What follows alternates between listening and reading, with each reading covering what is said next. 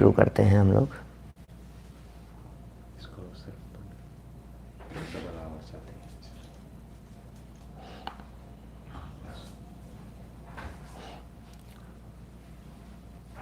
जय श्री ओम जय जय जय नमोस्तु नमोस्तु नमोस्तु नमो अरिहंताणम नमो सिद्धाणम नमो आर्याणम नमो उवज्जायाणम नमो लोये सवसाहुणम वंदे तो सव सिद्धे ध्रुवमचलमणोऽमं गदिं पते वोच्छामि समय पाहुड़े मिणमो सुध केवली भणिदम नमः समय साराय स्वानुभूत्या चकासते चित्स्वभावाय भावाय सर्वभावान्तरच्छिदे जिन स्वानुभूति से खिरी मम स्वानुभूति मधिगिरी श्री विमल धारा जन श्रुत आनंद अमृत सेव समता प्रवाह बहावती रागादि विकल्प तोरी के माँ सरस्वती प्रतिभावंद दृष्टि निज में जोड़ी के दृष्टि निज में जोड़ी के। सरस्वती माँ के प्रति भाव वंदन दृष्टि को निज में जोड़ करके ही होता है। जब दृष्टि को निज के साथ में जोड़ा जाता है तभी वास्तव में भाव वंदन संभव है। और ऐसा जब भाव वंदन होगा तभी इस जीव को सच में तत्व की उपलब्धि होगी, ऐसा कह सकते हैं। मोक्ष मार्ग की उपलब्धि होगी, सम्यक दर्शन की उपलब्धि होगी, सच्चे अर्थों में इस जीव को समय सार की प्राप्ति होगी। कर्ता कर्म अधिकार चल रहा है और कर्ता कर्म अधिकार में कर्ता और कर्म पने की चर्चा कर रहे हैं। कौन कर्ता, कर्म क्या, करने वाला कौन। और ये महासिद्धांत बार बार में कहते हैं, बार बार में कहेंगे, हर गाथा में कहेंगे। आगे पूरे कर्ता कर्म अधिकार में बस यही तथ्य का प्रतिपादन करेंगे कि तुम पर के कर्ता नहीं हो। कहीं रागादि का भी अकर्ता कहा है, विकारी भावों का भी अकर्ता कहा है। पीछे जो प्रकरण चल रहा था उस प्रकरण में तो 29 प्रकार के जो भाव और बोल कहे गए उनका अकर्ता कहा गया। ये आत्मा वर्णादि और रागादि इनका अकर्ता है। और वर्णादि और रागादि में वो 9 और 20 इस तरह से 29 भावों को सम्मिलित कर लिया गया। वर्णादि अनुरागादि ते निज भाव को न्यारा किया। ये जीव उन सब भावों का कर्ता भी नहीं है, उन सब भावों का भोक्ता भी नहीं है। वर्णादि और रागादि उन सब भावों के प्रति एकत्व भी नहीं और ममत्व भी नहीं। वर्णादि और रागादि के प्रति एकत्व और ममत्व पना जीवा जीवाधिकार में तोड़ाया था और उनका कर्तृत्व और भोक्तृत्व पना ये कर्ता कर्माधिकार में तोड़ाया। फिर भी ये जो गाथाएं यहाँ चल रही है, अभी हम 84-85 नंबर गाथा पढ़ चुके हैं, कल तक चर्चा कर चुके हैं, उनकी टीका की चर्चा भी कर चुके हैं। इनमें ये कहा गया कि अपने रागादि का तो करता है, अपने विभाव भाव का तो करता है, पर का अकर्ता है, ऐसा यहाँ कहा जा रहा था। आगे बढ़ते हैं द्विक्रियावादीपन की चर्चा। और वो द्विक्रियावादी मिथ्या दृष्टि क्यों है, द्विक्रियावादी में हो क्या गया, प्रॉब्लम क्या है। 163 नंबर पेज है और 84-85 नंबर गाथा में जो करने वाले की चर्चा की कि भाई तुम यदि दो दो कामों को करोगे तो तुम सर्वज्ञ के मत से बाहर हो जाओगे, माने तुम सर्वज्ञ के अनुयायी नहीं रहोगे, तुम जैन नहीं हो। तुम यदि एक साथ दो क्रियाओं के कर्ता मानते हो तो तुम जैन नहीं हो। और दो क्रियाओं का कर्ता मानने का मतलब तुम सोच नहीं सकते कितना प्रेशर आ जाएगा तुम्हारे ऊपर। तुम सोचो तो सही, दो काम को एक साथ करना ये कोई साधारण बात थोड़ी ना, ये कोई नहीं कर सकता है। ये तो कोई श्रीमद राजचंद्र जी जैसे ही हो सकते हैं जो एक साथ इतने, लेकिन वो भी दो एक साथ नहीं हो सकते। इतने प्रकरण हैं, मतलब मोक्ष मार्ग प्रकाशक 34 नंबर पेज है, 34 नंबर लेफ्ट साइड वाला ऊपर पेज है, शायद 36 भी हो सकता है, 34 या 36। उसमें लिखा कि दो चीज़ें एक साथ नहीं हो सकती, जैसे दर्शनोपयोग होगा तब ज्ञानोपयोग नहीं होगा। बहुत सुंदर पैराग्राफ है वो, मोक्ष मार्ग प्रकाशक का 36 नंबर पेज है, लेफ्ट साइड में ऊपर है, और ऊपर से जो 5-7 लाइनें दी है, इतना गजब का प्रकरण दिया है पंडित जी साहब ने। दर्शनोपयोग होता है तब ज्ञानोपयोग नहीं हो सकता, ज्ञानोपयोग होगा उसमें भी मति ज्ञानोपयोग होगा तब श्रुत ज्ञानोपयोग नहीं होगा, उसमें भी मति ज्ञानोपयोग होगा तो चक्षु इंद्रिय संबंधी होगा तब स्पर्शन इंद्रिय संबंधी नहीं होगा, स्पर्शन इंद्रिय संबंधी नहीं जानेगा तो चक्षु इंद्रिय संबंधी नहीं जान पाएगा, कर्ण इंद्रिय संबंधी नहीं जान पाएगा।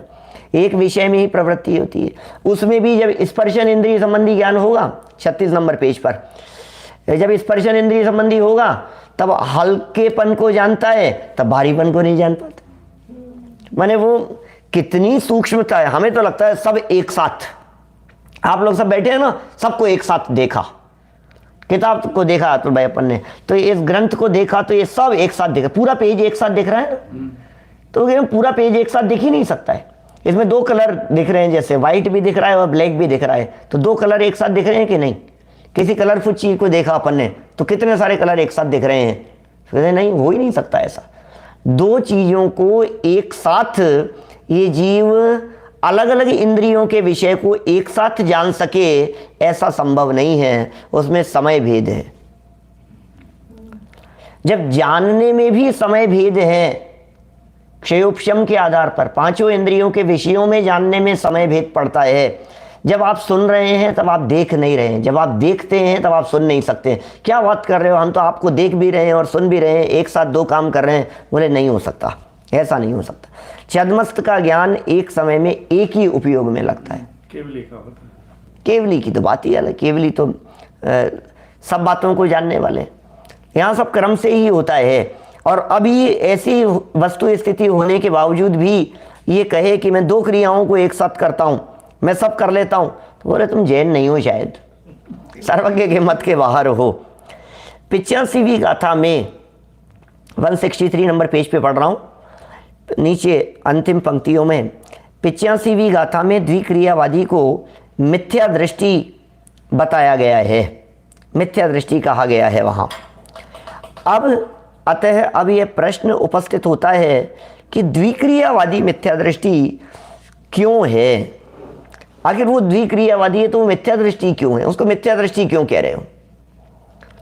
उसको ज्ञानी क्यों नहीं कर सकता है? बल्कि ज्ञानी है तो ज़्यादा परफेक्शन से काम करेगा, ज्ञानी है तो उसके पास में योग्यता ज़्यादा है, तो क्यों नहीं कर लेगा? उसे मिथ्या दृष्टि क्यों कहा?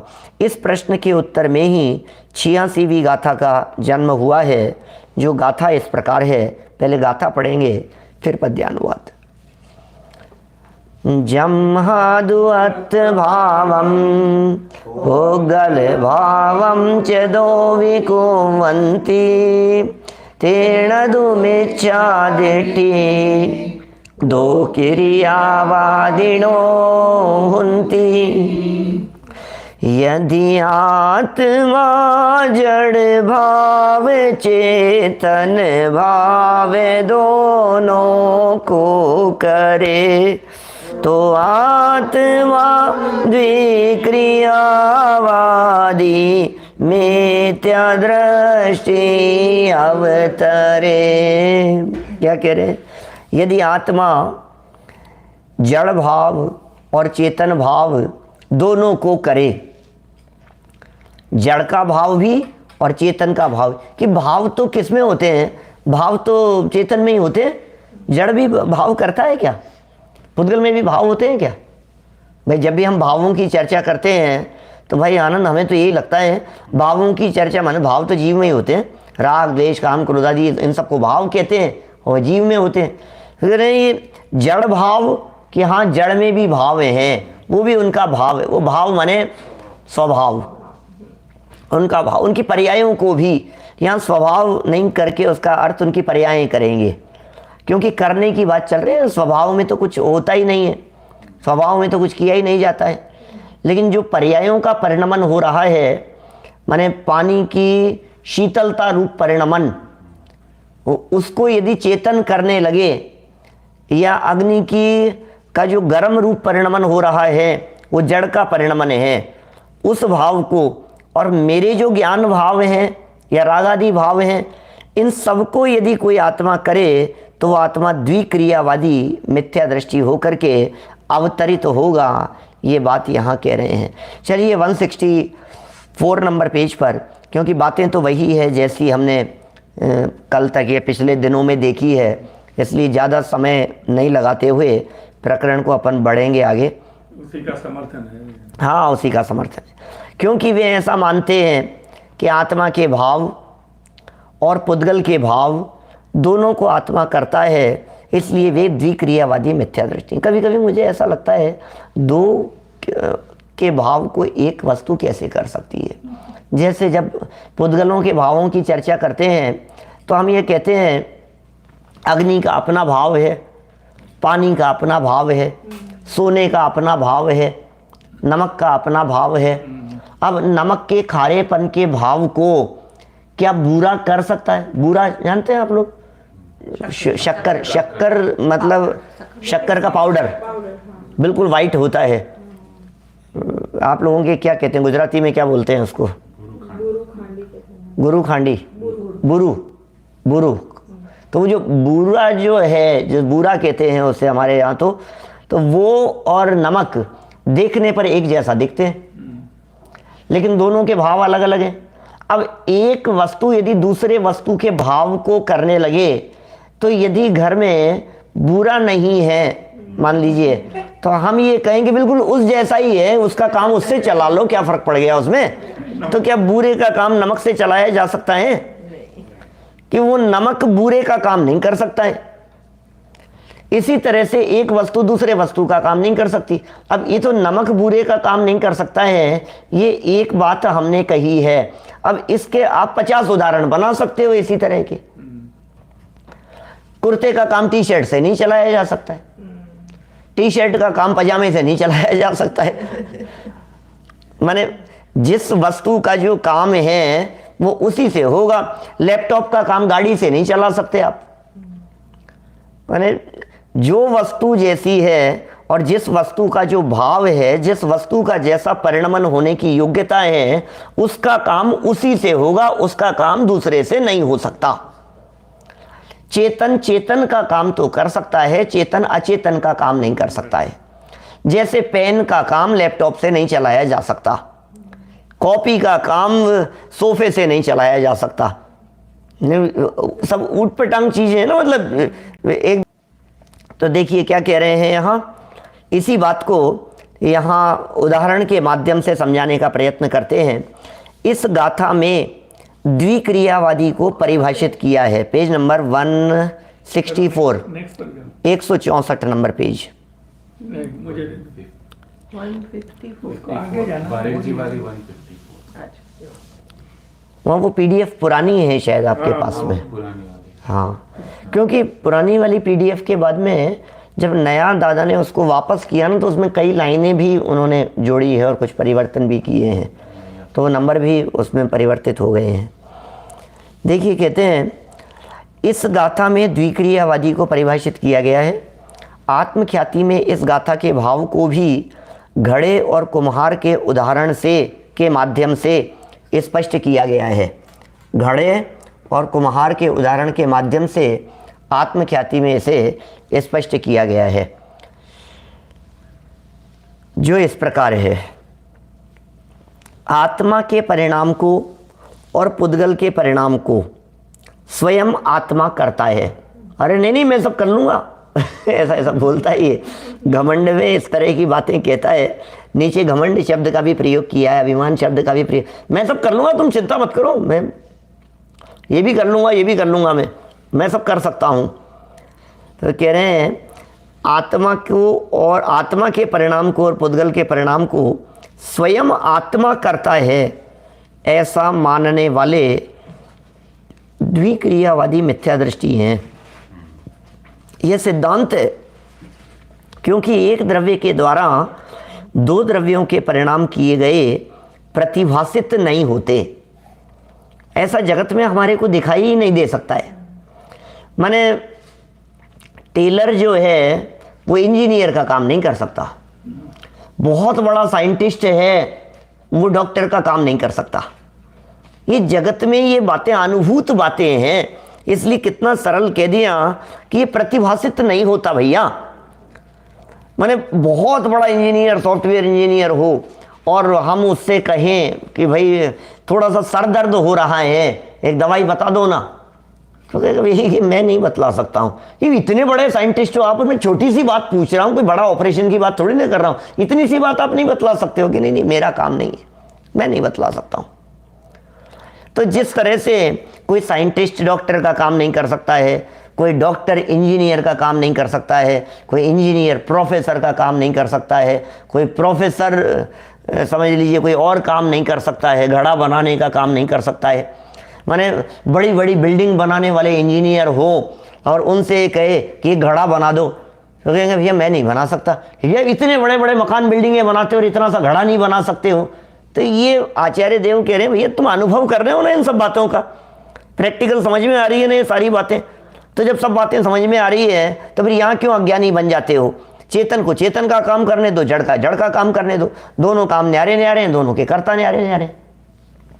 अब बातें सुनने समझने में बोलने में तो आसान लगती है क्योंकि अपन लोग थोड़े से जुड़े हैं ना स्वाध्याय से, इसलिए हमें ऐसा लगता है इसमें क्या है, हाँ ये तो सही है, ये तो सही है। लेकिन अनुभव में क्या चल रहा है? अनुभव में तो यही चल रहा है मैं गाड़ी बहुत अच्छा चलाता हूँ। आपको पता नहीं है बड़ी जी, मैं खाना भी बहुत अच्छा बनाता हूँ। क्या?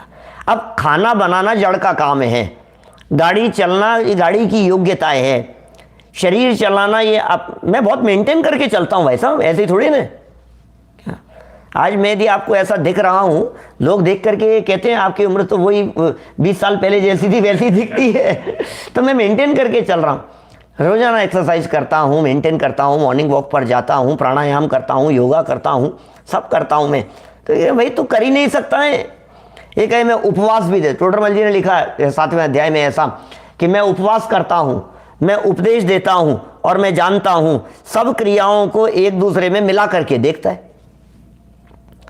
जबकि ये 3 काम है ये, मैं उपवास करता हूँ, मैं उपदेश देता हूँ और मैं जानता हूँ। उपवास करना ये जड़ की क्रिया है, ये आहार वर्गणा का काम है। उपदेश देता हूँ ये भाषा वर्गणा का काम है और मैं जानता हूँ ये ज्ञान का काम है। 3 काम है अलग अलग और तीनों के अलग अलग द्रव्य हैं। ये उपवास शरीर की क्रिया हो रही है और उपदेश ये भाषा वर्गणा की क्रिया हो रही है। और कभी इसको ऐसा फीलिंग में नहीं आता है जैसे इस तरह के शब्दों का प्रयोग करता है कि मैं समझता भी हूं और मैं समझा भी सकता हूं। अब समझता हूं और समझा सकता हूं, इसमें क्या फर्क रह गया? मैं समझता हूं, मैं बहुत अच्छे से समझता हूं इस बात को और मैं समझा भी सकता हूं। बोले 2 क्रियाओं को मिला रहे हो तुम। समझना तो तुम्हारा काम हो सकता है, समझाना तुम्हारा काम नहीं हो सकता है। क्या माने गहराई से समझना क्या कहा जा रहा है? मैं समझता भी हूं और मैं समझाता भी हूं। बोले तुम समझने की योग्यता तो तुम्हारे में है, समझाने की तो सामर्थ्य ही तुम्हारे में नहीं है। क्योंकि जहां समझाने की बात होती है वहां भाषा वर्गणा का काम है, जहां समझने का काम है वहां ज्ञान का काम है। ज्ञान का काम समझने का है, ज्ञान हमारा रूप है इसलिए हम समझ सकते हैं। और वाणी परद्रव्य की जड़ की क्रिया है, भाषा वर्गणा की क्रिया है, इसलिए हम समझा नहीं सकते हैं। तो समझना और समझाना, जब हम फ्लो में ऐसे बोलते हैं मैं बहुत अच्छे से समझ गया हूं अब मैं समझाता हूं, तो हमें लगता ही नहीं है कि यहाँ 2 अलग अलग काम हो गए। हमने क्या कह दिया है, हम किसका कर्ता अपने आप को मान रहे हैं। तो देखिए क्या लिख रहे हैं यहाँ, ऐसा प्रतिभासित नहीं होता कि 2 द्रव्यों के परिणाम एक द्रव्य के द्वारा किए जाएं। एक द्रव्य के द्वारा 2 के परिणाम नहीं किए जा सकते। नेक्स्ट पैराग्राफ में देखिए एग्जाम्पल देकर के बात करते हैं, वही एग्जाम्पल जो पीछे से चला आ रहा है कुमार वाला। यद्यपि कुम्हार घड़े की उत्पत्ति में अनुकूल अपने परिणाम क्या क्या, इच्छा रूप परिणाम और हस्तादि की क्रिया रूप व्यापार, उसको भी उसी का कह दो, कोई बात नहीं, अभी वो उससे अभिन्न है ना, इसलिए इच्छा भी कुमार की थी और हाथ आदि की जो क्रिया हो रही थी वो भी सब कुमार की थी। कुमार ने जो भी किया अपने हाथ में किया, अपनी इच्छा में किया, अपने परिणामों में किया। ये ऐसा करता हुआ प्रतिभासित होता है, माने ये तो सब लग रहा है कि भाई कुमार ने किया है, कुमार ही कर रहा है, कुमार की इच्छा है, कुमार का भाव था, कुमार ने ये सब सीखा था, उसी ने सीखा था और उसी ने ये सब किया है, ये बात प्रतिभासित होता है, क्योंकि वह परिणाम कुम्हार से अभिन्न है। हस्त आदि की क्रिया कुमार से अभिन्न है। ऐसा नहीं हो सकता कि हाथ को अलग कर दिया जाए, कुमार के हाथों को कोई दूसरा व्यक्ति ला करके कहे कि लाओ मैं बना लेता हूँ, तो कुमार के हाथ कुमार के साथ में जुड़े हुए हैं, कुमार की इच्छा कुमार के साथ में है। अभी शरीर को भी अभेद करके बात कर रहे हैं यहाँ पर। तो इच्छा रूप और हस्तादि रूप क्रिया, ये क्रिया रूप व्यापार, इनको करता हुआ तो प्रतिभासित होता है, ये तो समझ में आती है कि हो रहा है, क्योंकि वह परिणाम कुम्हार से अभिन्न है। ये परिणाम कुम्हार से अभिन्न है, माने एक में एक है ये परिणाम, और प्रत्येक द्रव्य अपने परिणाम को करता ही है। ये तो सिद्धांत है, हर द्रव्य अपने अपने काम को करता है, हर जीव अपनी अपनी क्रिया को करता है। भाई आप आपके काम को करेंगे, हम हमारे काम को करेंगे, और व्यवस्था भी यही, और ऐसा होना भी चाहिए, सब अपना अपना काम करें, इससे सुंदर कोई व्यवस्था नहीं हो सकती है। प्रकृति की अत्यंत सुंदर व्यवस्था है कि सब अपने अपने स्वचतुष्टय में सभी द्रव्य विश्राम करें, ये प्रकृति की अत्यंत सुंदर व्यवस्था है। और तुम्हें यदि ये सुंदर व्यवस्था पसंद नहीं आ रही है तो इसका मतलब ये है कि तुम्हारी दृष्टि में खोट है, तुम्हारे अंदर में कहीं ना कहीं विकृति है, ये व्यवस्था यदि समझ में नहीं आ रही है तो। क्रमबद्ध पर्याय के अंत में एक प्रकरण प्रसंग इस तरह का बतलाया कि किसी नगर की व्यवस्था की चर्चा करें और ये बात बतलाएं कि इस नगर में कोई चोरी नहीं करता, ऐसी बातें की वहाँ। इस नगर में कोई किसी को लूटता नहीं है भाई साहब। आपको कैसा लगेगा आनंद भाई? बढ़िया है। यहाँ कोई किसी को मार पीट नहीं सकता है, इस नगर की ऐसी सुंदर व्यवस्था है, कोई किसी को मार पीट नहीं सकता, कोई किसी की जेब नहीं काट सकता। सुखमा काल है, सुखमा काल है। माने इतनी सुंदर ऐसी व्यवस्था को सुनकर के हर व्यक्ति प्रशंसा ही करेगा ना। चोरी नहीं होती, लूट मार नहीं होती, कोई किसी को मार नहीं सकता है, कोई किसी की जेब नहीं काट सकता है, कोई किसी का धन हरण नहीं कर सकता है। ऐसी व्यवस्था सुनकर के सबको लगेगा वाह यार कितनी अच्छी व्यवस्था है, तालों की ज़रूरत नहीं है, यहाँ तो अपन भी वहाँ एक मकान ले लें, अपन भी वहाँ जा कर के बस जाएं, ऐसा अच्छा लगता है। लेकिन इन बातों को सुन कर के भाई क्षितिज यदि कोई व्यक्ति ये बात कहे कि यार ये भी कोई व्यवस्था है, कोई किसी की जेब ही नहीं काट सकता है, ये कोई बात हुई क्या? इसका मतलब क्या हुआ? ये भी कोई व्यवस्था है, कोई किसी की हत्या ही नहीं कर सकता है, कोई किसी को लूट ही नहीं सकता है, कोई किसी को के साथ में बेईमानी नहीं कर सकता, कोई किसी को धोखा ही नहीं दे सकता, ये तो कोई अच्छी बात नहीं है, तो ऐसा तो नहीं होना चाहिए। इसका मतलब ये बातें तो कोई चोर लुटेरा चक्का बदमाश जेब कतरा वही व्यक्ति इस तरह की बात सोच सकता है। अब ये उदाहरण में तो अपने को कैसा लगता है कि हाँ बदमाश व्यक्ति था ऐसा, उस व्यक्ति ने ऐसा सोचा। अब भैया ये कह रहे हैं दुनिया की व्यवस्था जब आचार्यों ने बतलाई कि एक द्रव्य दूसरे द्रव्य का कर्ता धर्ता नहीं है, कोई किसी में इंटरफेयर नहीं कर सकता है, किसी की किसी में चलेगी नहीं, सब अपना अपना काम करेंगे। इस व्यवस्था को सुनकर के जो समझदार ज्ञानी सज्जन पुरुष हैं उन्हें तो बड़ी आनंद की अनुभूति होती है, लेकिन जिसे ऐसा लगता ये क्या व्यवस्था है कि मैं कर ही नहीं सकता हूँ। इसका मतलब वो व्यक्ति कैसा व्यक्ति होगा? ये बदमाश व्यक्ति होगा, वो सज्जन तो नहीं हो सकता है। क्या ये सज्जनों की वृत्ति नहीं हो सकती है, ऐसा मानने वाली वृत्ति। तो कुम्हार का परिणाम कुम्हार से अभिन्न है, घड़े का परिणाम घड़े से अभिन्न है, वो अपना कार्य करता है, ये अपना कार्य करता है। ऐसी वृत्ति ऐसा प्रत्येक द्रव्य करता है, प्रत्येक द्रव्य का इसी तरह का परिणाम हुआ करता है। ये वस्तु स्थिति बतला दी। तथापि फिर भी, ऐसा होने पर भी, थर्ड लाइन है इस पैराग्राफ की, घड़ा बनाने के अहंकार से भरा हुआ होने पर भी वह कुम्हार, अब इच्छा उसकी है, कुम्हार की थी, बिल्कुल बराबर है, हाथ आदि कुम्हार के लगे हुए थे, ये भी बराबर है, लेकिन फिर भी अब वो घड़ा बनाने के अहंकार से भरा हुआ होने पर भी वह कुम्हार अपने परिणाम के अनुरूप मिट्टी के घट परिणाम को करता हुआ प्रतिभासित नहीं होता। वो अपनी इच्छा को करता हुआ तो प्रतिभासित होता है, वो अपने हाथाधिक की क्रिया तो करता हुआ प्रतिभासित होता है, लेकिन घड़े के अहंकार, वो अहंकार भी कर रहा है कि मैं बनाता हूं, मैं बनाता हूं, लेकिन वो घड़े की क्रिया को करता हुआ प्रतिभासित नहीं होता। थोड़ी सी सूक्ष्मता में जाकर के देखो औरंग भाई, थोड़ी सी बारीकी में जाकर के देखो तो जो कोई घर में यह कह रहे हैं कि मैं बहुत अच्छा भोजन बनाता हूं, ठीक है ना, तो वो भोजन बनाने के विकल्प का करता तो है, और भोजन बनाने रूप क्रिया में जो उसकी क्रिया हुई है उसका करता तो है, अपने हाथ आदिक का करता तो है, हस्तादिक का करता यहां कह दिया है। तथापि सूक्ष्मता में जाकर के देखें तो वो ये अभिमान ही कर रहा है, वो उस क्रिया का करता नहीं है जो क्रिया हुई है। भोजन का जो परिणमन हुआ है उस परिणमन का कर्ता प्रतिभासित नहीं होता होता में जाकर के देखने पर। अतुल भाई थोड़ा बारीकी में जाकर के देखेंगे तो उसके कर्ता प्रतिभासित नहीं होंगे। क्यों होगा ऐसा? क्योंकि जब हम सूक्ष्मता में देखते हैं तो आपकी इच्छा के अनुकूल 100% काम हो ऐसा नहीं होता। इससे सिद्ध होता है कि आप उसके कर्ता नहीं हैं। आप जैसा बनाना चाहते थे वैसा नहीं बनता, आपकी इच्छा के अनुरूप नहीं होता। वो जैसा बनना होता है वैसा बनता है। घड़ा जैसा बनना होगा वैसा बनेगा। हर घड़े की साइज अलग अलग होती है, 19-20 होता है, उसके शेप में 19-20 फर्क होता है। इसका मतलब वो चाह बिल्कुल ऐसा सूक्ष्मता में जाकर के देखने पर प्रतिभासित होता है कि ये कुम्हार घड़े का कर्ता नहीं हो सकता। ये यहां उदाहरण में बात कही गई। क्यों नहीं होता उसका भी हेतु कह दिया, क्योंकि वह घट रूप परिणाम मिट्टी से अभिन्न है और मिट्टी द्वारा ही किया जाता है।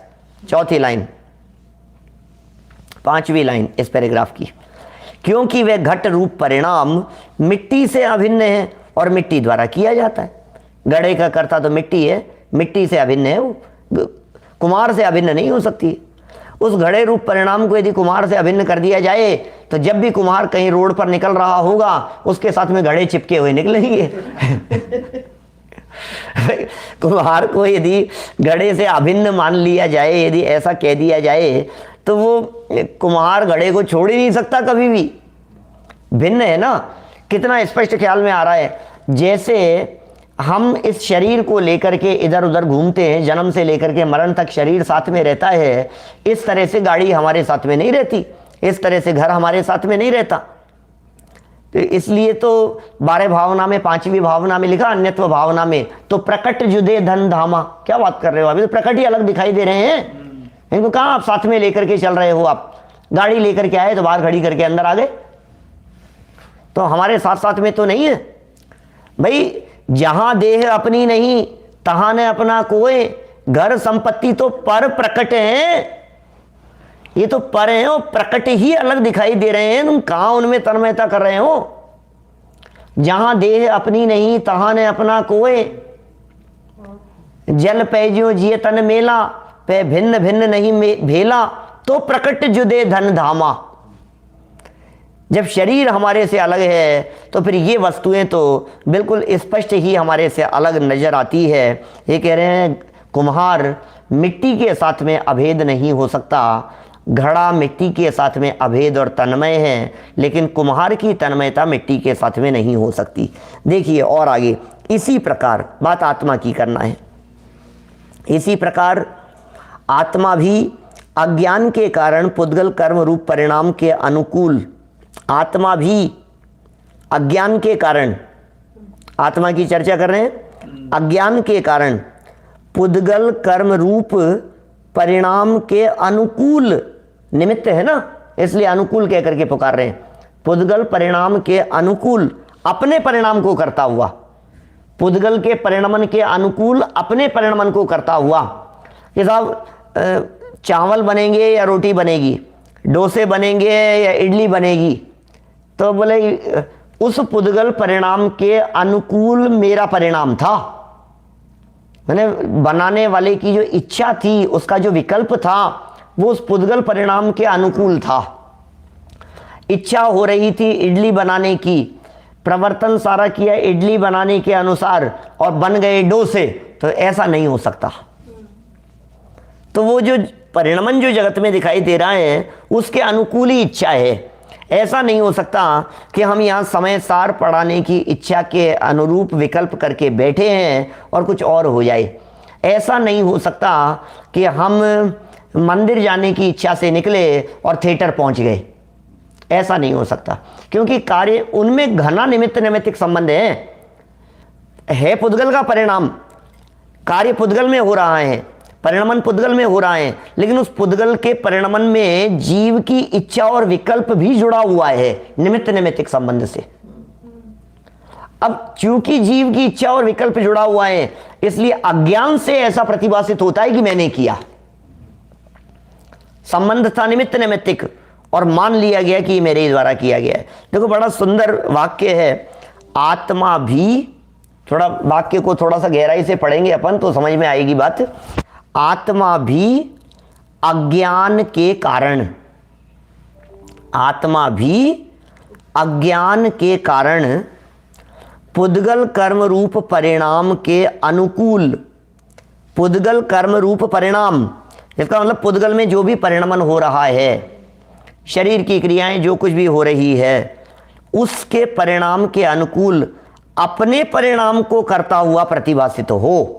ये तो बराबर बात है भाई। उसमें अनुकूल कौन था? जैसे घड़ा बनने में अनुकूल कौन था कि कुम्हार का योग और उपयोग। माने ये बात कहना सर्वथा झूठ भी नहीं है। आचार्य देव ये कह रहे हैं घड़ा कुम्हार ने बनाया है, क्या ये ऐसा सफेद झूठ है जिस तरह से हम ये कहें कि कुम्हार ने कपड़े सिले? बोले ये तो सर्वथा सच्चा सफेद झूठ है। कुम्हार कपड़े सिलता है या दर्जी कंप्यूटर बनाता है कि नहीं बनाता है?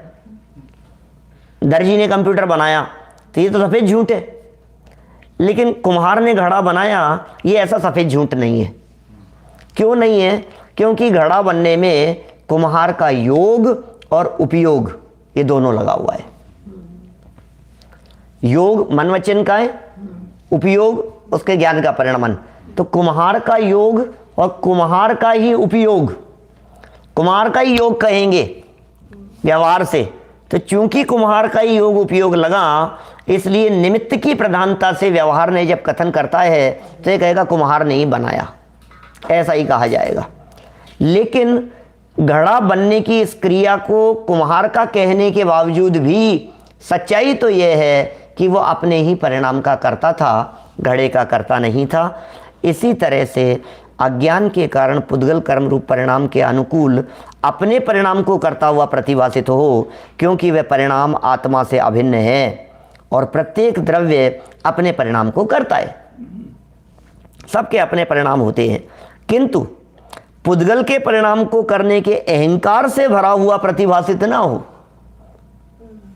कि मैं पुद्गल को करता हूं, मैं पुद्गल को करता हूं। अहंकार ही है, उससे भरा हुआ प्रतिभासित न हो, क्योंकि वह पुद्गल का परिणाम पुद्गल से अभिन्न है और पुद्गल के द्वारा किया जाता है।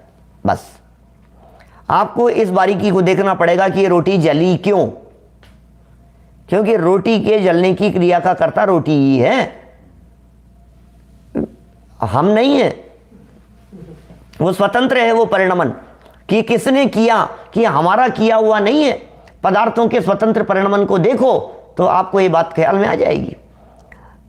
लेकिन इसमें बस ये समझ लेना, इन बातों को सुन करके स्वच्छंदता अंगीकार नहीं करना। मैंने बीच में एक दिन वो चोर का एग्जाम्पल दे करके बात कही ना, तो भाई आप तो सुनते हैं। इसी समय सार की चर्चा करते समय मैंने ये बात कही ऐसी कि कोई एक चोर था और वो चोर कहीं चोरी करने के लिए गया तो वहाँ देर रात तक कोई स्वाध्याय की चर्चा चल रही थी और तत्व चर्चा चल रही थी और कोई व्यक्ति समझा रहे थे इस तरह की बातें कि एक द्रव्य दूसरे द्रव्य का कर्ता धर्ता नहीं होता, कि मैं जैसे ये पुस्तक यहाँ है तो मैं इस पुस्तक को उठा करके इधर से इधर ले जाऊँ, तो बोले मैं नहीं ले जा सकता, इस पुस्तक का इधर से इधर जाना अपनी योग्यता से होता है, हर वस्तु का परिणमन स्वतंत्र है। ये बातें आपस में चल रही थी और अपन जानते हैं जब स्वाध्याय की चर्चाएँ चलती है तो इसी तरह की बातें कही जाती है कि ये बाल का इधर से इधर होना इसमें मेरी नहीं चल रही है और इधर से इधर होना इसमें मेरी नहीं चल रही है, ये स्वतंत्र परिणमन है, हाथ उठाया इसमें नहीं चल रही है, ये जो भी जगत का परिणमन हो रहा है ये सब स्वतंत्र होता है, ये स्वाधीनता है जगत की, ये वस्तु स्वरूप है। ये बातें समझा रहे थे और जो समझा रहे थे वो मजिस्ट्रेट थे और चोर सारी बातों को सुन रहा था और सुना करके कभी एक बार चोरी में पकड़ा गया वो चोर। क्या अब चोरी में पकड़ा गया तो वही संयोग से उसी मजिस्ट्रेट के पास में केस पहुंचा और केस चलते चलते अपराध सिद्ध हो गया, चोरी सिद्ध हो गई। अब सिद्ध हो गई तो वो चोर से कहा कि भाई तुम्हें कुछ कहना है इसके बारे में? तो चोर ने कहा महाराज मैं क्या कहूँ, आप तो सब जानते हो। मैं क्या कहूँगा, आप तो सब जानते हो। क्या जानता हूँ कि नहीं, आप तो सब जानते हो कि एक द्रव्य दूसरे द्रव्य का कर्ता धर्ता नहीं होता है। क्या मैंने सच में कुछ किया नहीं है, ये वस्तु स्थिति ये लोग तो नहीं जानते हैं, ये सब तो अनाड़ी हैं, लेकिन आप तो इतना वस्तु स्थिति को जानते हो कि पदार्थ का क्षेत्र से क्षेत्रांतर होना अपनी योग्यता से होता है। उनके घर का माल था और वो मेरे घर में आया तो वो उस माल की क्षेत्र से क्षेत्रांतर होने की अपनी योग्यता थी, मैं कहाँ इसका कर्ता धर्ता हूँ। हाँ मजिस्ट्रेट में बात तो बोले सच्चाई तो यही है, अब क्या किया जाए। तो मजिस्ट्रेट ने कहा भैया तुम्हारी बात तो सच्ची है और वस्तु स्थिति यही है, इसलिए मैं तुम्हारे को सजा बिल्कुल नहीं दे सकता हूं कि हाँ आपने बिल्कुल सही बात की, तो सही मैं क्योंकि मैं करता हूं ही नहीं उसका। बोले तुम इस बात को समझ गए ना अच्छे से कि हाँ अच्छे से समझ गया, तो फिर बस तुम समझ गए तो मैं भी कुछ नहीं कर रहा हूं, सिर्फ इतना सा काम कर रहा हूं कि तुम्हारे घर से जेल में क्षेत्र से क्षेत्रांतर कर रहा हूं।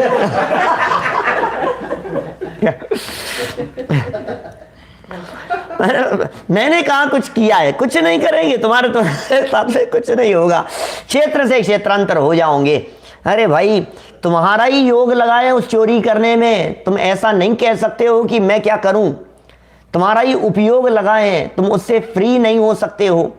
यद्यपि वस्तु स्थिति यही है कि तुम चोरी के करता नहीं हो, लेकिन चोरी का परिणाम किसने किया था ये बताओ, उस परिणाम का कर्ता कौन है।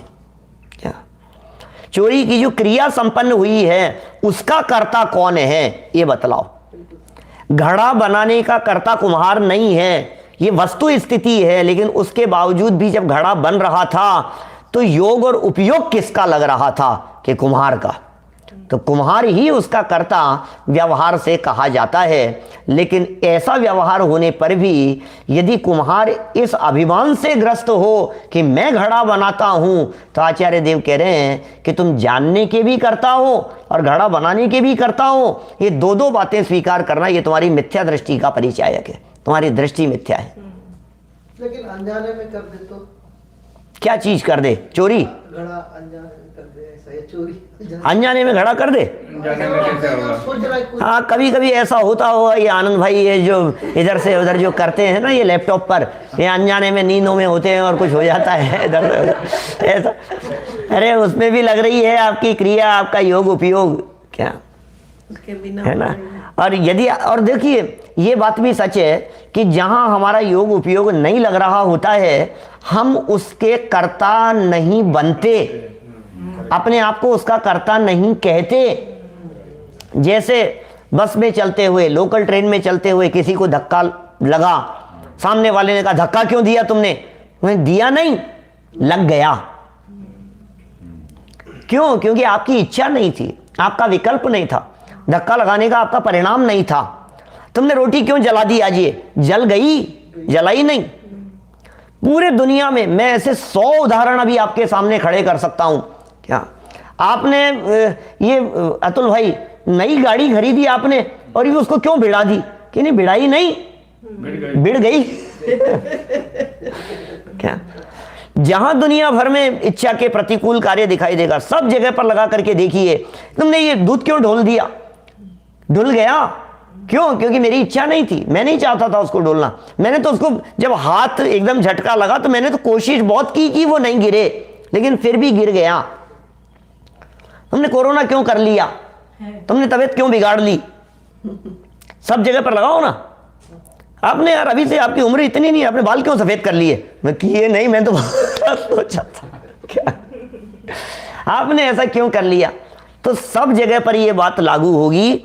ऐसे आप जितने चाहो उतने उदाहरण लगाओ। आपने दांत में दर्द क्यों कर लिया, आपने ऐसा क्यों कर लिया, आपने इसको क्यों बिगाड़ लिया, आप फिसल क्यों गए, है ना, आपने गुस्सा क्यों कर लिया, तो मैं नहीं चाहता था ये करना।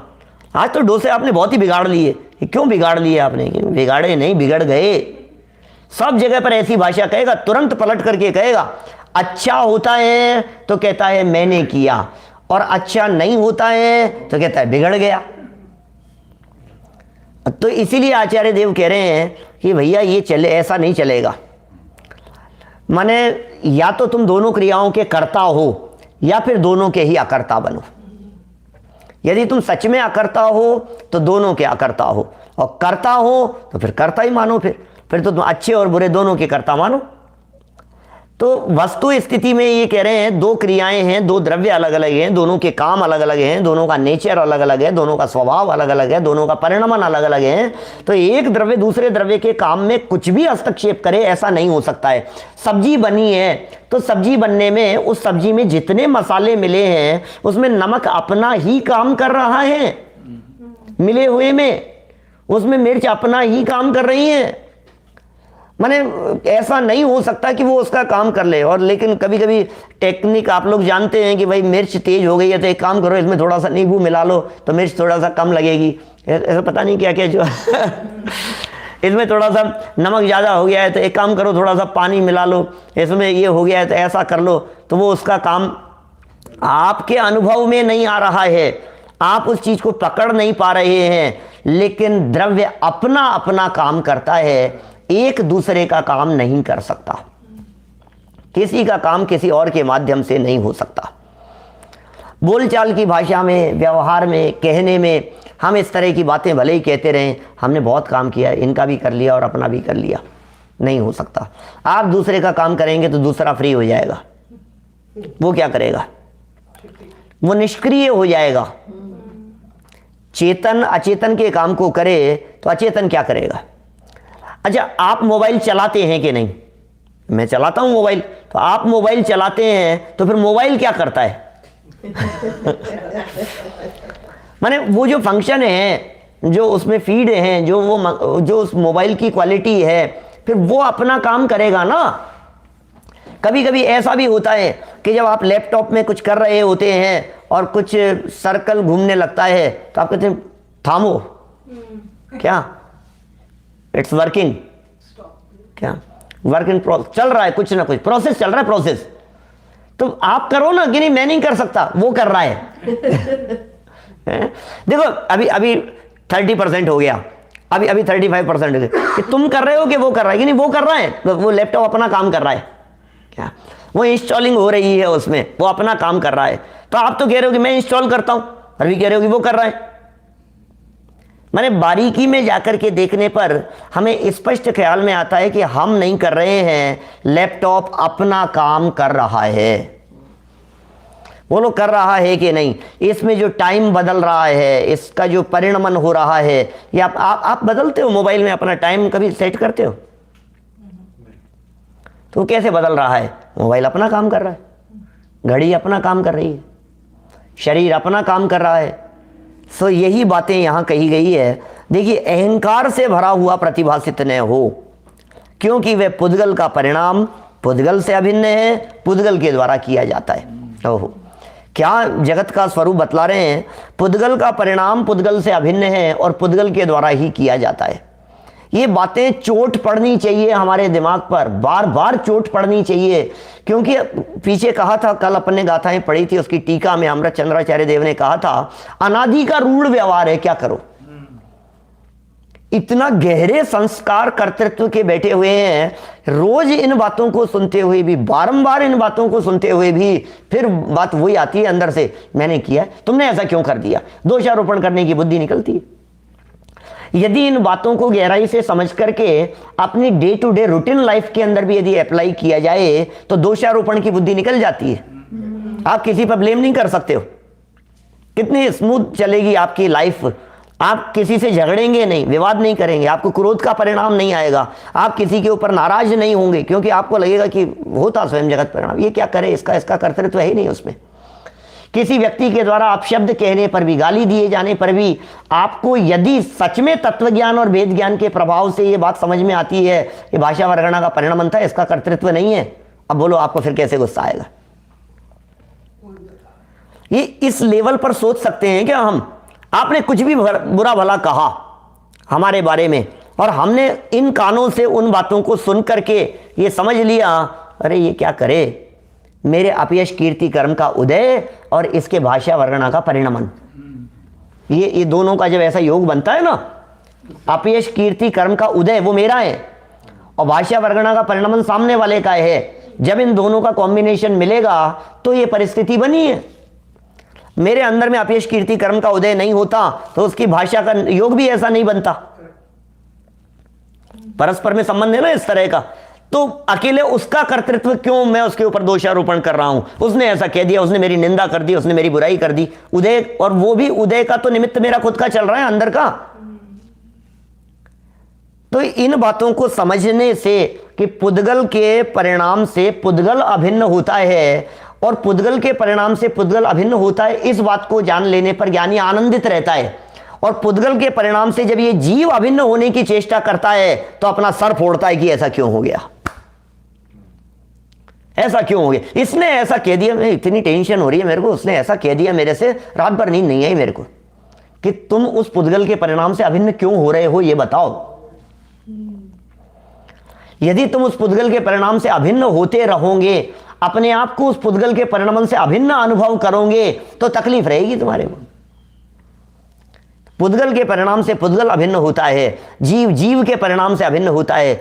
इसको भी और यदि बारीकी में जाकर के देखें तो ये कहते हैं कि मैं पुद्गल के परिणाम की वजह से दुखी नहीं हूं, क्योंकि मैं उसका कर्ता नहीं हूं, इसलिए मैं उसका भोक्ता भी नहीं हूं। ये गाथाएं कह रही है, मैं अपने परिणाम से अभिन्न हूं, इसलिए अपने परिणाम का ही करता हूं और अपने ही परिणाम को भोगता हूं। और जब मैं अपने ही परिणाम को भोगता हूं, इसका मतलब मैंने उस परिस्थिति को देख करके जो अपने परिणाम बिगाड़े हैं, मैं अपने उन बिगड़े हुए परिणाम की वजह से दुखी हूं, मैं उसको भोग रहा हूं। माने मैं दुखी क्यों हूं, सामने वाले की वजह से नहीं, कि वो ऐसा हुआ तो उसके होने को देख करके तुमने अभेदता उसके साथ में नहीं कर ली अपनी अज्ञानता के कारण, तो उसके साथ में अभेदता करने के कारण क्या हुआ, अभेदता तो होती नहीं है उसके साथ में, उपयोग में हुई, मान लिया ऐसा, तो आपके परिणाम बिगड़े, और जो परिणाम बिगड़े उसका फल किसने भोगा, तत्काल भोग रहा है। तो जो करता है वही भोगता है, हम अपने ही परिणाम को भोग रहे हैं। तो इस तरह यहाँ निष्कर्ष वाक्य यही कहा गया कि पुद्गल का परिणाम पुद्गल से अभिन्न है और आत्मा का परिणाम आत्मा से अभिन्न है, इस बात को स्वीकार करो। इसी बात को स्पष्ट करते हुए आचार्य जयसेन लिखते हैं, बात वही है, कुछ रिपीटेशन है लेकिन सेंटेंस अलग स्टाइल में लिखे हैं तो एक अलग बात मिलती है। ये दादा की विशेषता है, जहाँ कहीं कुछ थोड़ी बात मिलती है वो तुरंत सामने प्रस्तुत कर देते हैं। माने आप दुनिया के कोई भी ग्रंथ को पढ़ करके देखना, ज्ञायक भाव प्रबोधिनी के अलावा समय सार, आपको दोनों चीजें एक साथ नहीं मिलेगी। जिस प्रकार कुम्हार उपादान रूप से स्वकीय परिणाम करता है, क्या कुम्हार उपादान रूप से कर रहा है, क्योंकि वो अपने क्रिया में वो स्वयं ही उसका उपादान है, स्वकीय परिणाम करता है। यदि उसी प्रकार उपादान रूप से ही घट को भी करे, उपादान होकर के, जैसे उपादान रूप से उसका स्वयं का परिणमन चल रहा है, यदि वो उसी तरह से घट को भी करे तो उसे, माने कुम्हार को रूपी होना पड़ेगा। अचेतन होना पड़ेगा, घट रूप होना होगा, अथवा घट को चेतन और कुमार होना होगा। करो तो सही, कैसे करोगे आप? क्या मुझे रोटी बनाते समय स्वयं रोटी बनना पड़ेगा? क्या मुझे गाड़ी चलाते समय स्वयं गाड़ी बनना पड़ेगा? गुरुदेव तो बार बार इस तरह की बातें कहते थे, यदि तू क्या कहते हैं उसको, पाड़े का स्वामी बनेगा तो तुझे भैंसा बनना पड़ेगा। क्या तो उसका स्वामी कैसे हो सकता है? उसका स्वामी कौन? मुझे नहीं, जैसे स्वामी की चर्चा करते हैं ना, जैसे गधी का हस्बैंड कौन की? गधा। स्वामी तो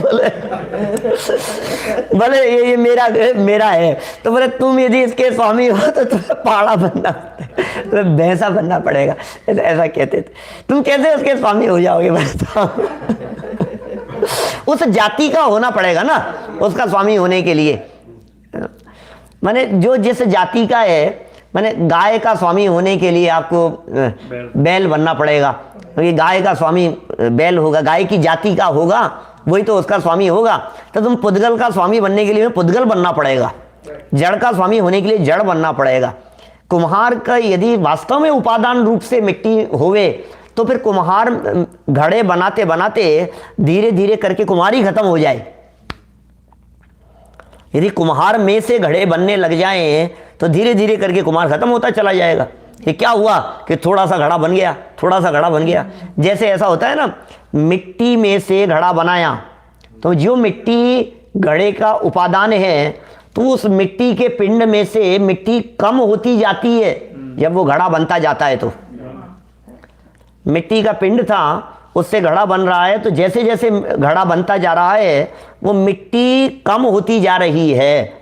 अब घड़ा बनाने में यदि कुम्हार उपादान रूप से उसमें बदलेगा तो बोले कुम्हार को रूपी होना पड़ेगा, अचेतन बनना पड़ेगा। और क्या कहा, या फिर घड़े को चेतन बनना पड़ेगा,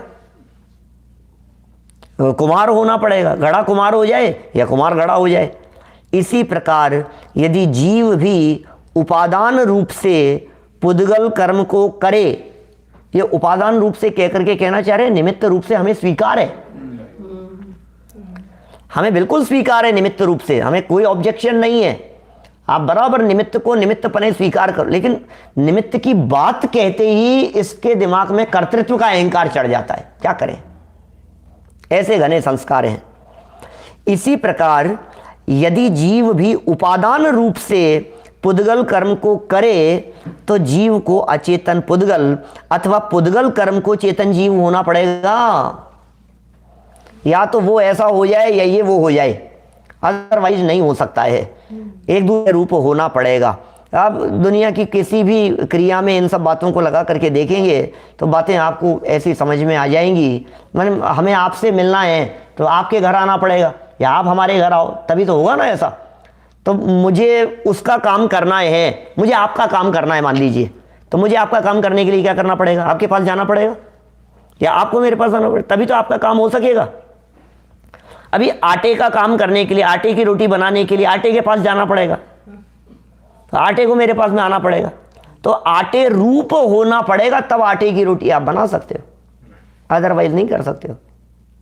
अब ये सूक्ष्म तथ्यात्मक बातें हैं जो विचार चिंतन मंथन की अपेक्षा रखती है। खूब मंथन करो इन सब बातों का, रोज करो, सुबह से शाम तक सोचते रहो, इन्हीं बातों के बारे में विचार करते रहो। ज्ञानी क्या करते हैं? वेद ज्ञान होता है, बस इससे वेद ज्ञान का अभ्यास है ये। देखिए आगे पेज पर कहते हैं, पूरी करते हैं इस चर्चा को, बात यहाँ इस प्रकार इस गाथा में यही कहा गया है कि यदि जीव को निश्चय से पुद्गल कर्मों का कर्ता माने, निश्चय से यदि ऐसा मान लिया जाए पुद्गल कर्मों का कर्ता माने, तो या तो जीव को पुद्गल मानना होगा या फिर पुद्गल कर्मों को जीव मानना होगा। देख लो आप क्या चाहते हो, या तो जीव को पुद्गल मान लो या फिर पुद्गल को जीव मानना होगा, क्योंकि निश्चय से एक द्रव्य दूसरे द्रव्य का कर्ता धर्ता नहीं होता। बस ये परमार्थ है, बार बार में ये बातें कहेंगे हो सकता है हमने ये बातें सैकड़ों बार सुनी हो, लेकिन उसके बावजूद भी जब आचार्य देव को इन गाथाओं को लिखते समय रिपीट उसी बात को अलग अलग एंगल से बतलाते समय कंटाला नहीं आता है, तो फिर हमें सुनते और पढ़ते समय भी नहीं आना चाहिए, है ना। क्योंकि कितनी देर से बार बार में कितनी गाथाओं से महाराज समझ में आ गई हमारे, अब मत समझाओ, आप समझ तो ली, वही तो बात कह रहे हो, आप घुमा फिरा करके वही तो कह रहे हो कि तुम्हें समझ में आ गई, ऐसा हमें समझ में आ रहा है कि तुम्हें समझ में नहीं आई। क्या तुम्हें समझ में आ गई, ऐसा तुम्हारे को भ्रम हो गया है। क्योंकि समझ में आने वाले जीव ज्ञानी हो जाते हैं, अज्ञानी नहीं रहते, ज्ञानीपन की निशानी है। अतः सुनिश्चित कर लीजिए, अब बार बार में कहते हैं, पहले भी इस तरह के शब्द कहें, इस तरह सुनिश्चित हुआ, तो फिर निश्चित कर लिया ना, कि निश्चित करने के बावजूद में फिर वही, फिर वैसा ही दिखता है। तो कह रहे हैं आचार्य देव 86वीं गाथा के नहीं, इससे ऊपर, अतः यह सुनिश्चित ही है कि जीव अपने भावों को भी करता है और पौद्गलिक कर्मों को भी करता है। ये क्या हुआ, ये क्या लिख रहे हैं, नहीं लिख रहे, ऐसा ही लिखा है, आगे तो पढ़ो।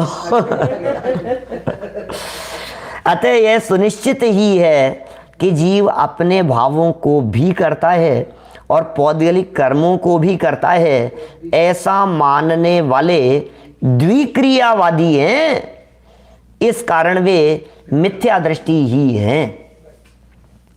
दो मिलकर के एक क्रिया को नहीं करते और एक दो क्रिया को नहीं करते, बस ऐसा है। भोजन कौन करता है,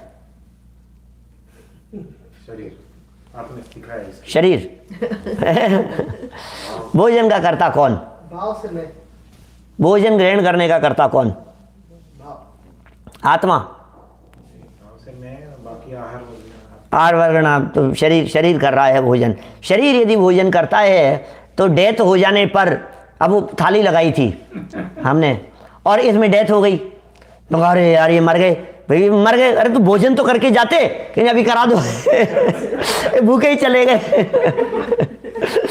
कई बार ऐसा होता है ना, ऑफिस जाने की जल्दी थी और हमने थाली लगाई और वो भूखे चले गए, खाना तो खा करके चले जाते, ऐसे ये मर गए, अरे तो खाना तो खा करके जाते, हमने तो डोसे बनाए तुम्हारे लिए। क्या तो अब उसको भोजन कराओ उस शरीर को, नहीं करता है। तब क्यों नहीं कर रहा है, कि नहीं अब नहीं करेगा, क्यों, क्योंकि यदि शरीर भोजन करता हो तो मुर्दे को करना चाहिए।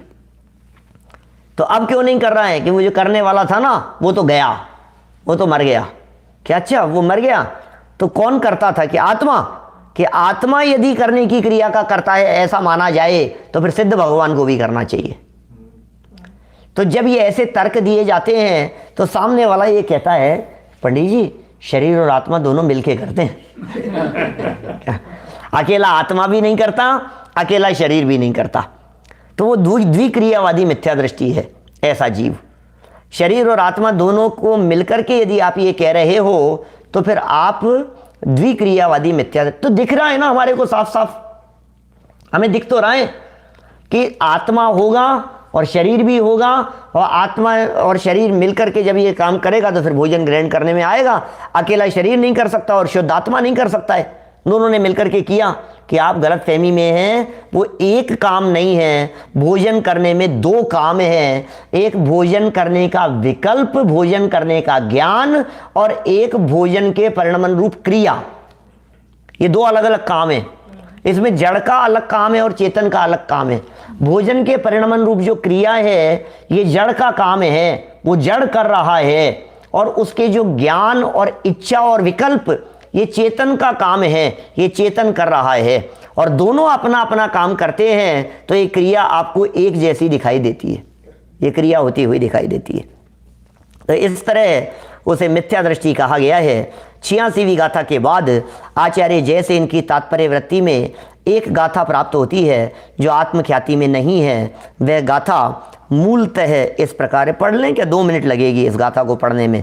वही बात है, फिर अपन इसका निष्कर्ष करते हुए पद्य इसकी चर्चा करेंगे, कलशों की चर्चा।